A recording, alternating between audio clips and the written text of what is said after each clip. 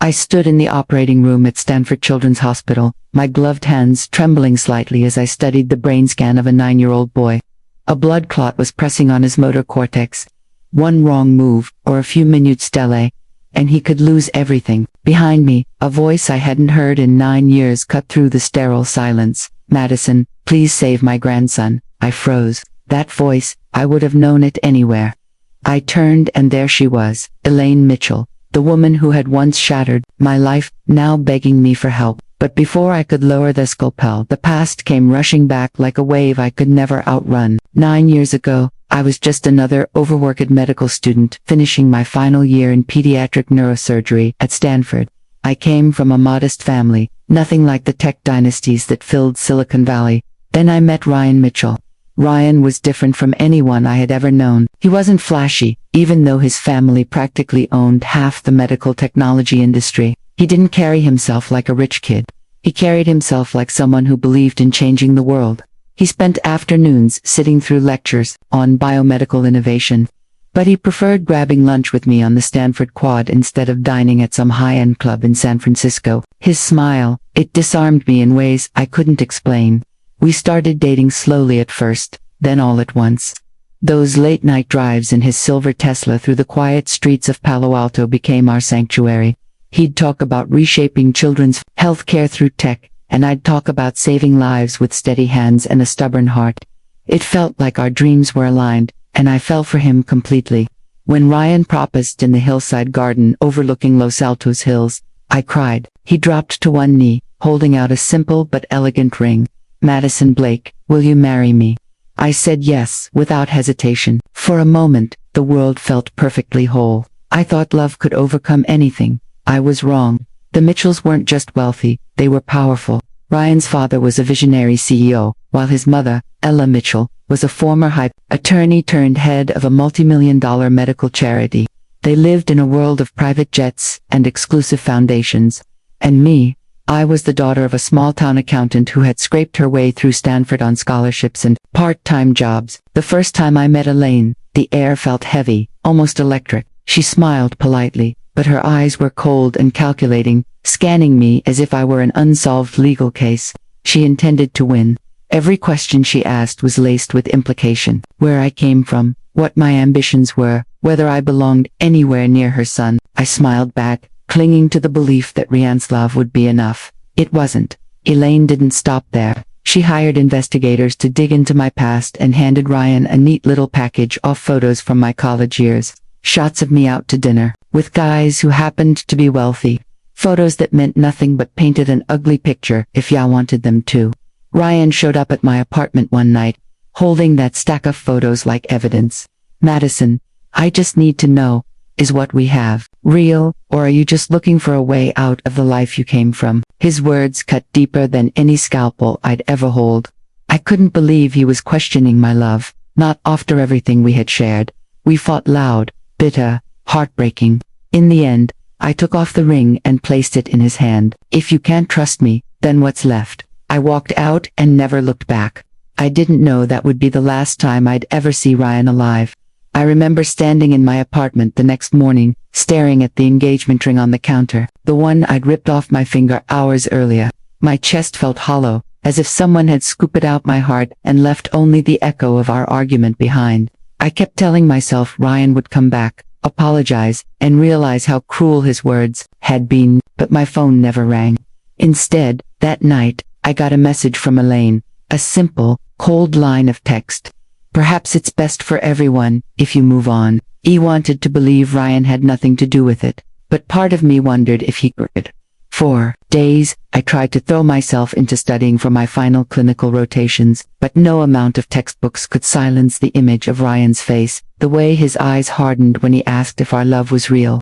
I kept replaying my own voice, sharp and angry, saying, "If you can't trust me, then what's left?" A week later, I walked across the Stanford campus, pretending life was normal when a friend from our residency program caught up with me.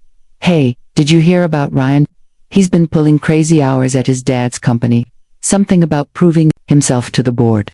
I nodded, but inside I knew what it meant. Elaine had gotten to him. 2 weeks later, I saw Ryan again for the last time while he was still breathing. He came by late in the evening, rain soaking his jacket. I thought maybe, just maybe, he'd come to mock things right.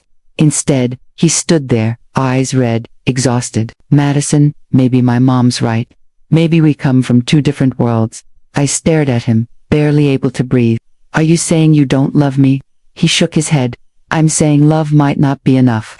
I don't even remember what I said back. Something about trust, about how real love means fighting for each other, not walking away. But the words didn't matter. His face said everything. When he turned and walked out into the rain, something inside me cracked and it never fully healed. That night, he drove too fast, down the slick, winding road, toward Los Altos Hills. Witnesses said his car skidded, hit the guardrail, and flipped. The paramedics said he died on impact. I got the call at 2:13 a.m. Are you listed as Ryan Mitchell's emergency contact? The voice asked. Yes. Why? With a hand. There's been an accident. I'm sorry, ma'am. He didn't make it. My knees gave out and I collapsed on the floor, the phone clattering beside me. The next morning, I went to the hospital where they had taken him. My body felt like it belonged to someone else. As I walked through those white halls, the smell of antiseptic thick in the air. At the far end of the corridor, Elaine stood waiting, her hair perfectly styled despite the chaos, her expression sharp enough to cut glass. When she saw me, her mouth tightened. What are you doing here? They called me. I was his emergency contact. My voice barely worked, her eyes narrowed, and in that moment, all the polite masks she'd ever worn dropped away. You're the reason. He was out there. You're the reason he's dead. The words hit harder than any physical blow. Elaine, I never wanted this. Save your excuses. She stepped closer, her voice low, cold. You latched onto my son because of who he was. And when things didn't go your way, you broke him. You killed him as surely as if you'd driven that car off the road yourself. I opened my mouth to protest, but nothing came out. She turned on her heel and walked away. Heels clicking against the tile like a judge pounding the gavel. Guilty, case closed. 4 weeks after, I drifted through life in a haze. Classes blurred together, conversations faded into static. At night, I'd lie in bed staring at the ceiling, wishing I could turn back time. Wishing I could take back every harsh word I'd ever said to him. One night, I found myself on the bathroom floor, staring at a bottle of sleeping pills. My hands shook as I held it. I didn't want to die. I just didn't want to feel like this anymore. Then I remembered something. The last late-night drive we'd taken together. Ryan had held my hand at a stoplight and said, whatever happens, you're going to be an incredible doctor someday. You'll save lives. I set the bottle down and sobbed until sunrise. The next week I noticed something else, something life-changing. My period was late. At first, I told myself it was stress, but then I bought a test more out of fear than hope. When the 2 pink lines appeared, I sank to the floor, pressing my hands to my stomach. Oh my God, I whispered. I was carrying Ryan's child. That tiny heartbeat inside me became the reason I got out of bed each morning. For the first time since his death, I had a reason to keep going. But I had no idea that this miracle would soon turn into my greatest heartbreak. Pregnancy alone is never easy. But carrying the child of a man you just buried, it's like running a marathon with broken legs. I dragged myself through each day, growing as my grief settled deeper into my bones.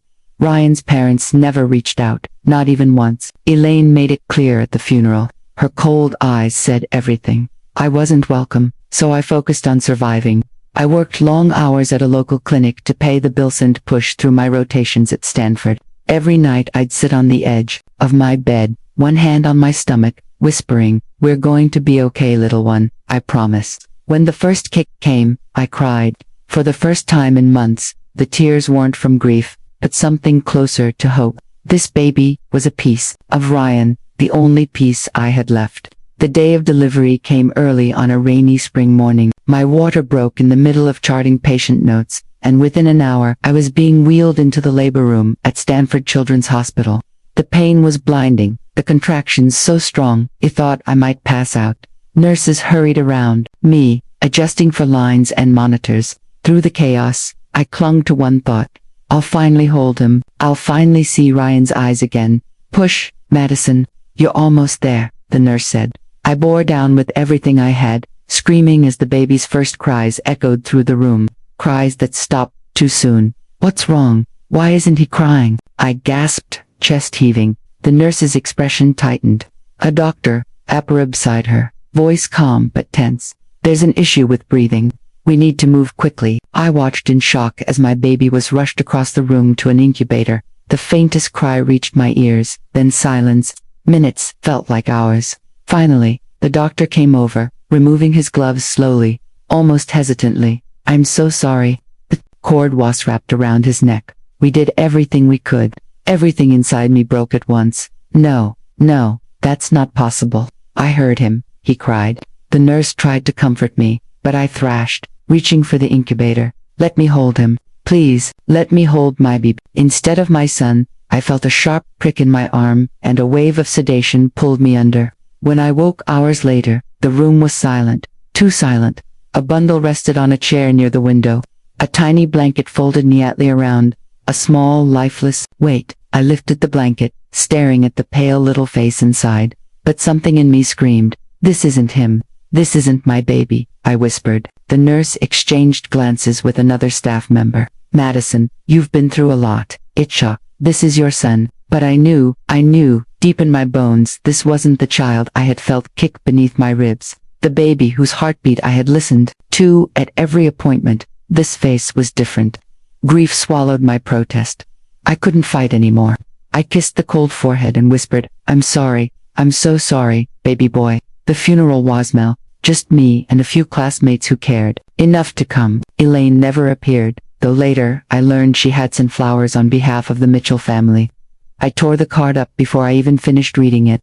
The weeks that followed were a blur of pain. I barely slept. One night I found myself sitting on the floor, clutching the tiny hospital bracelet they'd given me, the one that should have been on my baby's wrist. My world had already ended when Ryan died, but now it felt like fate had salted the earth, so nothing could ever grow again. Yet somewhere inside, a small, bitter voice whispered, you have to move. You have to keep going. So I did, but the woman I had been, she was gone. I didn't know it then, but the moment I blacked out after giving birth was the moment everything I believed about the world shifted. Later, I would learn pieces of the truth, whispers from a nurse who had retired, fragments of hospital records that didn't add up, and one devastating confession that came far too late. But back then, I thought my son had died. Elaine Mitchell had been there that night. I didn't see her. I was unconscious when it happened, but she was there. She had pulled strings to get into the delivery wing, and spoken quietly to a doctor she had funded for years. She's not stable, Elaine reportedly said. You know what's best for the baby. Those words were all it took. In a world where donations and power spoke louder than ethics, decisions were made that erased my motherhood before it even began. When I woke up holding what I believed was my lifeless child, I accepted it because grief makes you blind. The nurse's eyes lingered on me longer than necessary, and I would later realize it was guilt, not pity, that filled them. But at that time, I didn't know. All I knew was that the only piece of Ryan I had left had been ripped away, and I had no fight left to stop it. Days passed, like fog rolling over an empty city. I withdrew from everything, my friends, my studies, even the thought of ever loving again. My apartment became a place where silence screamed, and every corner held reminders of what I'd lost. The crib, still in its box, the baby clothes folded neatly in drawers, the tiny shoes I had bought on a whim when I first felt him kick. But what I didn't know was that somewhere across town in the Mitchell estate, my baby, my Noah, was alive. Elaine had taken him home, given him another name, and introduced him to the world as her grandchild. For years, I buried myself in medicine. I told myself the pain would dull if I focused on something bigger than me, something noble. So, I worked double shifts, picked up every case I could, and forced myself to climb the ranks until I earned a fellowship in pediatric neurosurgery at Stanford Children's Hospital. If anyone looked at me from the outside, they'd say I was thriving. But inside, I was just surviving, moving on autopilot, trying to fill the endless hole Ryan and or baby had left behind. I never dated again. I couldn't. My heart had shut down, not out of fear of being hurt, but because I couldn't imagine ever loving anyone enough to risk feeling that kind of pain again. It was almost 9 years later when fate decided I'd punish myself long enough. It was an ordinary Thursday morning, quiet, except for the sound of my sneakers on the hospital floor. I was halfway through reviewing charts when the trauma pager went off. Child male, 9 head trauma, possible cranial bleed. Prepare or 3. I met the gurney at the door and froze. The boy had Ryan's eyes. My breath caught my hands instinctively gripping the rail. "What's his name?" I asked. "The EMT, Noah Mitchell," he said. The world tilted beneath me. Mitchell. My stomach clenched as if someone had sucker punched me. And then I heard it, the voice that had haunted my nightmares for nearly a decade. "Madison, please save him." Ella Mitchell stood there, older now. Her hair stirred with silver. Her face lined in ways wealth couldn't smooth away, but her eyes, they hadn't changed. I wanted to scream at her, to ask why she was there, why she still dared to speak my name, but the boy on the table groaned softly, snapping me back to reality. This wasn't about me. It was about saving him. "Get me a CT scan and prep for," or, I said sharply, my voice steady even as my heart thundered. During surgery, I shut out everything except the boy's fragile brain under my hands. Every move was deliberate, every suture precise. I didn't think about Ryan. I didn't think about Elaine. I didn't think about the life that had been stolen from me. But when the last stitch was tied and the monitor steadied, I allowed myself one glance at Ethy's face. His eyelashes fluttered, and for a second, I could almost believe it. Almost hours later, standing outside the recovery room, Elaine approached me. She looked smaller than I remembered, as if life itself had humbled her. "Thank you," she said softly. I didn't answer. My eyes were locked on the boy through the glass, and then I saw it, a familiar hospital bracelet, old and worn, hanging from his wrist like a charm. My breath caught. That bracelet, I had made it 9 years ago when I thought, my baby Hadi. My hands shook as I whispered, "Where did he get that?" Elaine's face palled, her lips parting as if words were too heavy to form. When you lose everything, you either break completely or you rebuild into something unrecognizable. I chose the second option, though for a long time it didn't feel like a choice at all. After what I believed was Noah's death, I poured every ounce of grief and rage into medicine. It was the only thing that made sense, the only place where hard work still gave you predictable results. I spent years in windowless labs, sterile, and libraries that smelled like paper and desperation. By the time I finished my residency, I was a machine. Colleagues called me the hands of glass and steel. Glass because of MIP, steel because of how unshakable I seemed during impossibles. Patients' parents would clasp my hands and thank me with tears in their eyes, but their gratitude bounced off the hollow shell I had become. I didn't date, I didn't make small talk, I didn't go home for holidays because there was no home left, just an empty apartment and memories that clawed at me whenever I sat still for too long.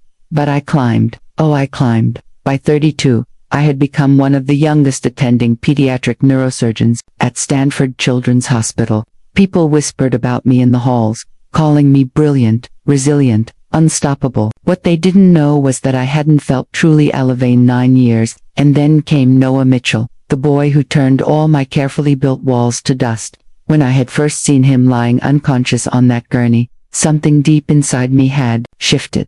At first, I told myself it was because of his eyes, the exact shade and shape as Ryan's. But that wasn't it. It was the way my hands trembled just slightly when I touched his hair to check for scalp lacerations. It was the way my chest tightened every time his monitors beeped.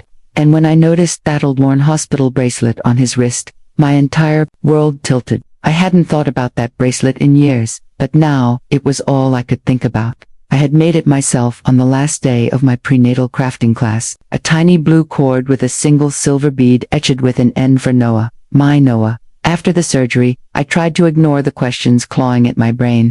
I told myself, coincidences happen. There are plenty of boys named Noah, plenty of families who donate to hospitals and get old bracelets as keepsakes. But deep down, something inside me whispered, "No, Madison, this is him." That night, he went home and sat on the floor of my apartment, pulling out the shoebox I hadn't opened in years. Inside were all memories I tried to bury. Ultrasound photos, baby clothes, and the matching bracelet I had kept for myself. I compared it to what I'd seen on that boy's wrist earlier that day.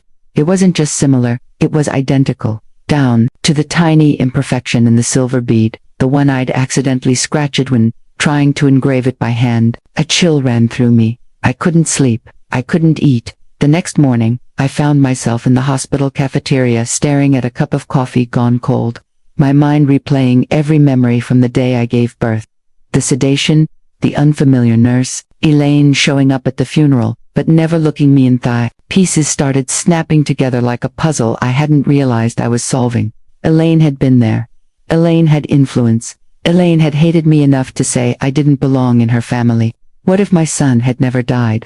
That question was still echoing in my head when I saw Elaine again in the hallway outside Noah's recovery room. She looked smaller somehow, older, like time had been unkind in ways even her money couldn't fix. Her eyes met mine, and for the first time in 9 years, I saw something I never expected from her. "Fear Elaine," I said, my voice steady despite the storm inside me. "We need talk." Elaine stood frozen when I said those words. For years, I had imagined what it would feel like to face her again, the woman who had looked at me as if I were a stain on her perfect life. I thought I had feel rage or maybe satisfaction. Instead, I felt empty, like someone bracing for an impact that had been coming for nearly a decade. She cleared her throat, the same crisp, commanding sound I remembered from the funeral. "This isn't the time, Madison. My grandson just went through major surgery." "Your grandson?" My voice cracked sharper than I intended. "That bracelet on his wrist. Where did it come from?" Her eyes flicked away for half a second, and in that tiny break of eye contact, I saw it. "Guilt. I don't know what you're implying," she said, her voice thinner now, "but you've saved his life. That should be all that matters." "No." I stepped closer, lowering my voice. 9 years ago, I gave birth at this hospital. My son was declared dead because of a cord accident. And yet your grandson has the same bracelet I made with my own hands before he was even born. How is that possible?" Elaine Hall. For the first time in her life, she looked cornered. Elaine Mitchell, the woman who could shred opponents in courtrooms and non-charity boards alike, actually stepped back. Her perfectly composed mask cracked, and I saw something behind it. Fear and shame. She tried to recover. "Madison, you were sedated. You'd been through trauma. You don't know what you saw." "I know exactly what I saw. And I know you were there that night." My voice shook, not from uncertainty, but from finally saying aloud what I buried for nearly a decade. "You took him, didn't you? You took my son." Her lips trembled, but she stayed silent. That silence told me everything. I leaned against the wall, dizzy. "Why was hating me that much easier than letting your son marry someone you thought wasn't good enough? You thought stealing my child would fix what? Your reputation, your grief." Elaine's hand flew to her mouth as if holding back tears. "You done." Ryan was gone, and I couldn't lose his child, too. Not to you. Her words cut through me like glass. Not to me. He was mine. Elaine. My baby. My blood. You let me believe he died. You watched me bury an empty casket. She crumpled, her back hitting the wall, her eyes finally spilling tears. "I thought I was protecting him. And yes, I was angry you took him away when you left Ryan. I told myself you didn't deserve him, that Noah deserved a better life, and I had the means to give him one." I stared at her, numb. "You played God with my life. Do you have any idea what you did to me? To him? He grew up thinking you were his mother figure, when all along he had one who loved him before he even took his first breath." Elaine slid down to the floor, the powerful matriarch now looking small and breakable. "I have brain cancer," she whispered. "Stage 4, I don't have much time left." I froze. Part of me wanted to laugh at the irony. Another part wanted to scream. "So what? You want forgiveness, because you're dying. Because now it's convenient to admit what you did." She shook her head weakly. "No, I want him to know the truth. I want him to know you. I was wrong, Madison. I've known it for years, but I was too proud, too stubborn. I've ruined everything, and I don't know how to fix it." The storm inside me quieted, but it didn't vanish. There was no undoing 9 years of grief. No way to return the moments he lost. His first words, his first steps, his first day of school. Yet, as I looked through the glass at Noah, sleeping peacefully after surgery, something softened in me. For 9 years, he had been safe, cared for, loved, even if it was by the woman who had stolen him. I crouched down so I was eye level with Elaine. "You tell him," I said firmly. "Not me. You tell him who I am and what you did, because I won't take that from him. Not the truth, not the chance to hear it from you." Her eyes widened. Then she nodded slowly. "I will, I promise." I stood and walked toward Noah's room. I placed my hand on their glass, looking at his tiny chest rising and falling. There was no mistaking it now. This was my son, and whether Lane lived another month or another year, I would not lose him again. The next morning, I walked into Noah's hospital room to find him sitting up, pale but awake, a tablet in his hands. He looked up at me, his wide hazel eyes blinking, in curiosity. For a moment, I forgot how to breathe. Those eyes, Ryan's eyes. "Hey there," I said softly, my voice almost catching. "How are you feeling?" He shrugged. The kind of shy movement kids make when they're trying to be tough. "My head hurts, but Grandma says I'm brave." "Grandma," my chest tightened, but I smiled anyway. "She's right about that. You were incredibly brave yesterday." No one nodded, then turned it back to his game, as if bravery was just another item on his to-do list. Behind me, I heard the slow tap of a cane. Elaine, moving slower than I'd ever seen her. She looked fragile, wrapped in a soft gray shawl, her usual perfection dulled by illness and guilt. "Noah," she said gently, taking a seat beside his bed.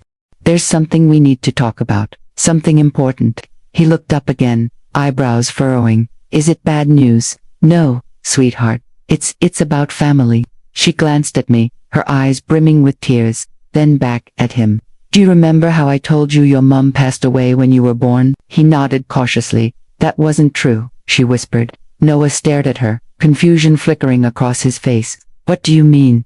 Elaine swallowed her hands trembling. "Your mother didn't die. She's alive, and she's standing right here." Noah's gaze swung toward me, his lips parting slightly. You're my mom." I stepped closer, every muscle in my body trembling. "Yes, Noah, I'm your mom. I've loved you since the moment I knew you were coming into this world, and I never stopped." He blinked, trying to process something number 9-year-old should have too. "But Grandma said," she lied. Elaine interrupted, voice breaking. "I lied, Noah. I was angry and scared, and I did something unforgivable. I took you from her. I thought I was protecting you, but I was wrong. I was so wrong." The room went silent except for the rhythmic beep of the heart monitor. Noah stared at both of us, his small hands twisting in his lap. "So, you're my real mom?" "Yes, baby," he whispered, my knees bending so I could be level with him. "I'm your mom. I missed your first words, your first steps, your first day of school, because I didn't know you were alive, but I'm here now, and I'm never leaving you again." Noah's lip trembled. Then he said the one word I had dreamed of hearing for 9 long years. "Mom." I wrapped my arms around him, holding him gently so I wouldn't hurt his head. His small arms circled my neck hesitantly at first, then tighter, warmer, more certain. When I looked up, Elaine was crying silently. She reached out a hand, and I took it, not in forgiveness, but in acknowledgement of what this moment meant. Over the next few days, Noah and I talked for hours. He asked questions, some easy, some hard. Why hadn't I been there? Why did Grandma say I was gone? Did I love him? Would I take him away from everything he knew? I answered every question with honesty. "I didn't know, Noah. I thought you were gone. But now that I have you, I won't let go. And yes, I love you more than anything." Elaine spent most of her time quietly watching us, her illness seeming to progress faster, as though confessing had finally let her body surrender. One evening, she took my hand and whispered, "Thank you for not hating me enough to keep him from me." Now, I didn't know how I felt about forgiveness yet, but I knew this. Hate wouldn't raise Noah into the kind of man Ryan would have wanted him to be. The day before Elaine was discharged to hospice, she called Noah to her bedside. "Be strong, sweetheart, and listen to your mom. She's everything I wasn't brave enough to be." He nodded, eyes glassy, and hugged her tightly. For the first time, I saw something genuine between them, not built on lies or control, but on truth finally spoken aloud. As I tucked Noah into bed that night, he whispered, "Mom, can we start over, like from today?" I kissed his forehead, tears burning my eyes. "Yes, baby, from today." Elaine passed away 2 weeks later. It was quiet, almost peaceful, like a candle flame, finally surrendering after burning to bright life for too long. She had requested hospice care at home, and I stayed with Noah through it all. I didn't do it for her, I did for him. On her last night, Elaine asked to see me alone. I stood by her bedside, unsure what I was supposed to feel. "You don't owe me forgiveness," she said, her voice fragile, paper thin, "but promise me you'll love him enough for both of us." I hesitated, then nodded. "I already do." She smiled faintly, closed her eyes, and whispered, Then I can rest. Minutes later, she was gone. The days after her passing were strange. There was no dramatic reading of a will, no surprise fortune waiting for me. I didn't expect one, but Elaine did leave one thing that surprised me. A letter addressed to Noah. He sat on the living room couch holding it like it was a mething. Dangerous. Should I read it, Mom? Only if you want to, I said softly, kneeling beside him. He unfolded it slowly, lips moving silently as he read. After a moment, he sniffled and handed it to me. She said she was sorry and that she always loved me, even when she made bad choices. I pulled him into my arms, holding him as he cried. Not loud, broken cries of someone whose world is falling apart, but the quiet tears of a boy who finally understands the truth. Legally, things moved quickly. Elaine had already signed papers transferring guardianship to me before she passed. There was no battle, no drawn-out court hearing, just a clean handover, as if the universe itself wanted this chapter to close. Still, there were challenges. Noah had questions at night when the house was quiet and shadows stretched long at walls. Mom, did you hate her? He asked one evening as I tucked him into bed. I paused. I did for a long time, but hate it keeps you stuck. And I don't want to be stuck anymore. I want to move forward with you. He stared at me, his eyes so much like Ryan's it hurt. Do you think Dad would be proud of me? I smiled, brushing his hair back. I know he would, and he'd be proud of you for how brave you've been. Noah adjusted to living with me faster than I expected. He helped me cook, left little drawings on my desk at work, and asked 1,000 questions about my life before he knew me. One evening, he brought me an old photo frame he'd found in his things at Elaine's house. It was a picture of Ryan, barely older than Noah was now, holding a tiny airplane model. Grandma said he loved planes, Noah said. Is that true? Yes, I said, my throat tight. He wanted to learn to fly one day. Noah smiled faintly. Can we go see airplanes sometime? I hugged him. We can do anything you want, baby. Weeks later, when Noah had fully recovered from his surgery, we decided to do something to mark the start of our new life together. We packed a picnic and drove to Half Moon Bay, one of the few places near Palo Alto where the world still feels wild and untamed. The sun was low when we reached the beach, casting everything in soft golden light. Noah ran ahead, kicking off his shoes and letting the cold Pacific water wash over his feet. Come on, Mom, he called, waving. I laughed and chased after him, my heart lighter than it had been in years. We walked along the shoreline, leaving footprints that disappeared as the waves kissed them away. At one point, Noah crouched down and began building something in the sand.